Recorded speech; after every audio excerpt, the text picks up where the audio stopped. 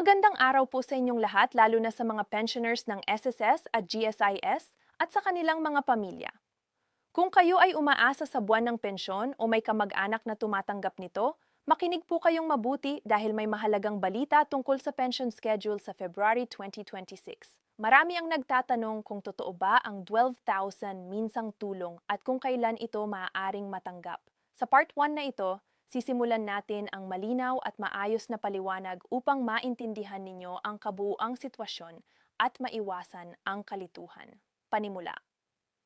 Ang pensyon mula sa SSS at GSIS ay malaking tulong sa milyon-milyong Pilipino, lalo na sa mga senior citizens na umaasa dito para sa kanilang pang-araw-araw na pangangailangan. Kaya naman tuwing may balitang may kaugnayan sa pension schedule at posibleng dagdag na benepisyo, natural lamang na maging interesado at magtanong ang marami.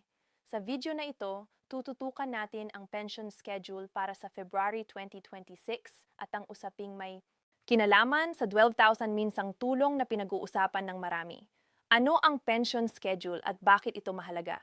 Ang pension schedule ay tumutukoy sa schedule kung kailan inilalabas ang pensyon ng mga benepisyaro.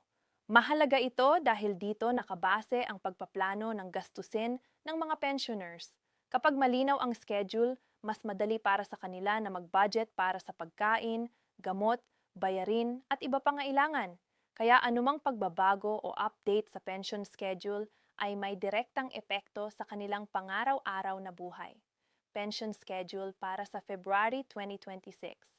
Para sa February 2026, inaasahan ng marami na susundin pa rin ang sistematikong schedule ng pag-release ng pensyon.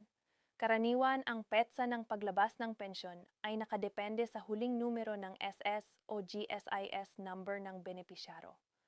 Ang ganitong sistema ay ginagawa upang maiwasan ang siksikan at masigurong maayos ang daloy ng pag-release.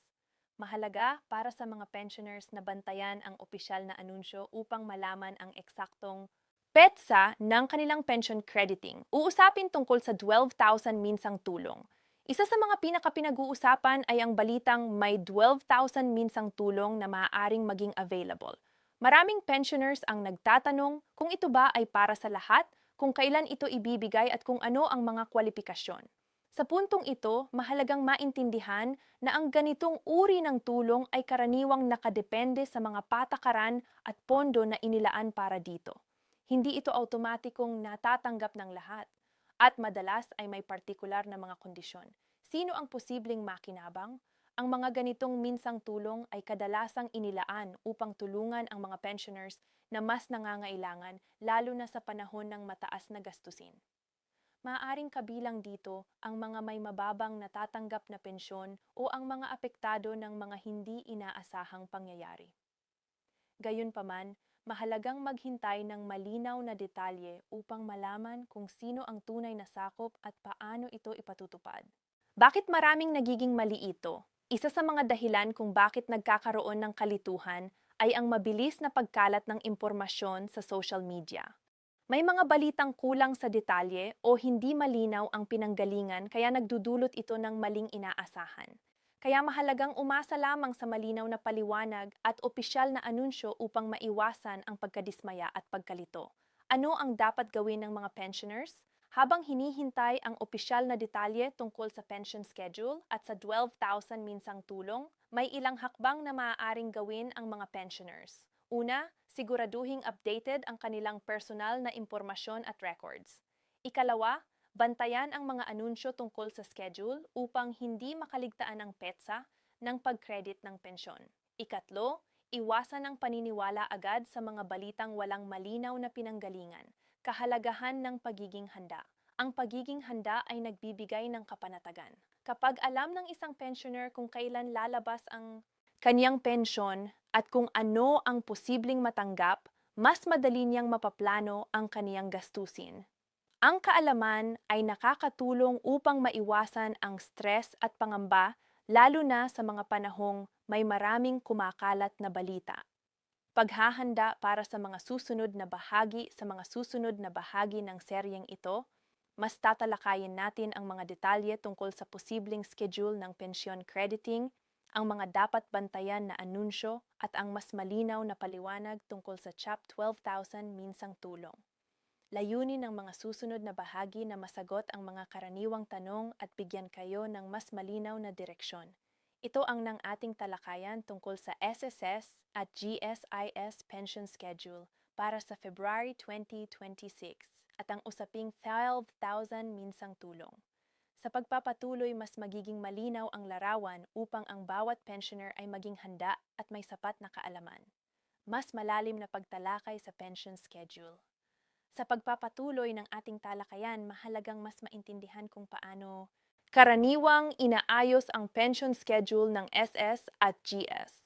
Ang schedule ng paglabas ng pensyon ay hindi basta-basta lamang ginagawa.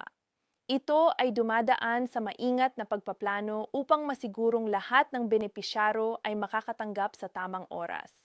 Karaniwan, hinahati ang mga pensioners base sa huling numero ng kanilang identification number upang maiwasan ang sabay-sabay na paglabas ng pondo.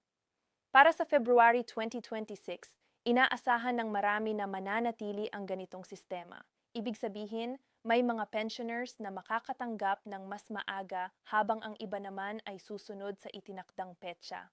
Ang mahalaga ay alam ng bawat isa kung saan sila kabilang upang hindi mag-alala kung sakaling hindi pa agad pumapasok ang kanilang pensyon sa unang mga araw ng buwan. Pagkakaiba ng SSS at GSIS pension. Bagamat pareho silang nagbibigay ng pensyon, may kaunting pagkakaiba sa paraan ng pag-release ng SSS at GSIS. Ang SSS ay karaniwang may mas maraming benepisyaro kaya mas mahaba ang saklaw ng schedule. Samantalang ang GSIS ay kadalasang mas maikli ang distribution period. Gayunpaman, pareho silang may layuning maibigay ang benepisyo ng maayos at walang aberya. Mahalagang maintindihan ito upang hindi ikumpara ang sariling schedule sa iba, lalo na kung magkaiba ang ahensyang pinanggagalingan ng pensyon. Ang pagkaantala sa isa ay hindi nangangahulugang may problema na agad sa kabuwang sistema. Detalye sa Puwan 1,000 buwan minsang tulong. Patuloy pa ring umiikot ang usapan tungkol sa Puwan, the 1,001 minsang tulong. Marami ang umaasang ito ay dagdag na ginhawa, lalo na sa gitna ng patuloy na pagtaas ng presyo ng mga bilihin. Ang ganitong uri ng tulong ay karaniwang itinuturing na pansamantalang suporta at hindi bahagi ng regular na buwanang pensyon. Mahalagang tandaan na ang minsang tulong ay kadalasang ibinibigay batay sa mga partikular na layunin.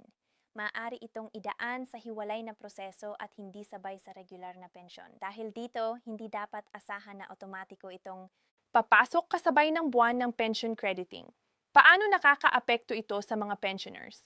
Para sa maraming pensioners, ang balitang may posibleng dagdag na tulong ay nagbibigay ng pag-asa. Gayunpaman, may ilan ding nagiging balisa dahil sa kakulangan ng malinaw na impormasyon.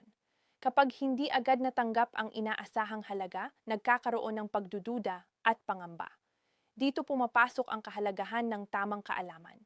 Kapag alam ng pensioner na ang 12,000 ay minsang tulong lamang at may sariling proseso, mas naiintindihan nila kung bakit maaaring magkaiba ang petsa ng paglabas nito kumpara sa regular na pensyon. MG, karaniwang tanong ng mga benepisyaro. Isa sa mga madalas itanong ay kung kailangan bang mag-apply para sa minsang tulong. Mayroon ding nagtatanong kung ito ba ay para lamang sa mga senior citizens o kung kasama rin ang mas batang pensioners. Ang ganitong mga tanong ay patunay na mahalaga ang malinaw na paliwanag upang maiwasan ang maling haka-haka. Habang wala pang kumpletong detalye, ang pinakamainam na gawin ay maging maingat sa mga impormasyong pinaniniwalaan. Hindi lahat ng nababasa o napapanood ay may sapat na basehan. Pag-iwas sa maling impormasyon. Sa panahon ngayon, mabilis kumalat ang balita lalo na sa social media. May mga headline na nakakaakit ngunit kulang sa paliwanag. Ito ang nagiging dahilan kung bakit may mga pensioners na umaasa ng labis at kalaunan ay nadidismaya. Kaya mahalagang matutong magsuri ng impormasyon. Tingnan kung malinaw ang pinanggalingan at kung ang paliwanag ay makatotohanan. Ang pagiging mapanuri ay nakakatulong upang maprotektahan ang sarili laban sa maling inaasahan. Ano ang mahalagang tandaan sa ngayon?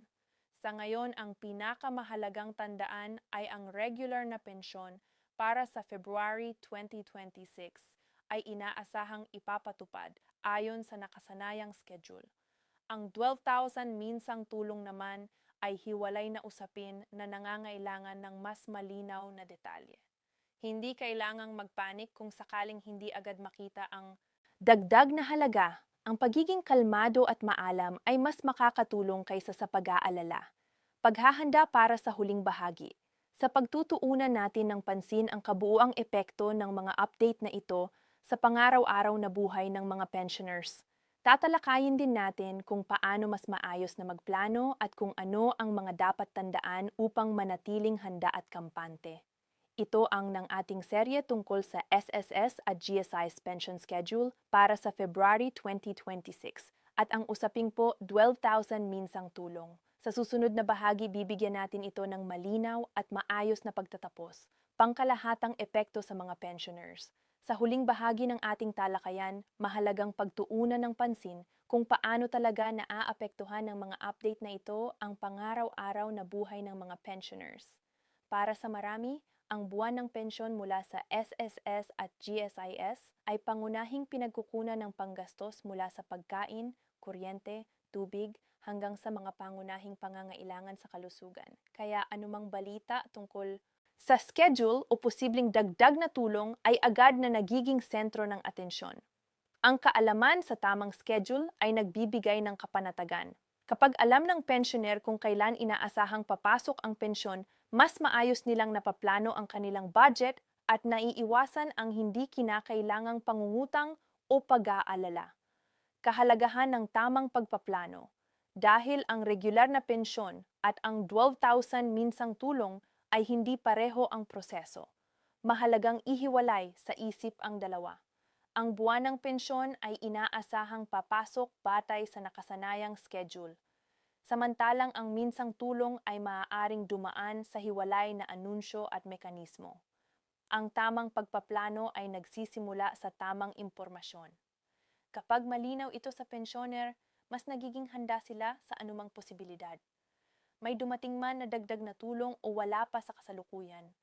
Pagpapanili ng kalmadong pananaw, hindi may iwasan ang pag-aalala, lalo na kung may mga balitang paulit-ulit na lumalabas tungkol sa pera. Ngunit, mahalagang manatiling kalmado at huwag basta-basta magpadala sa mga haka-haka.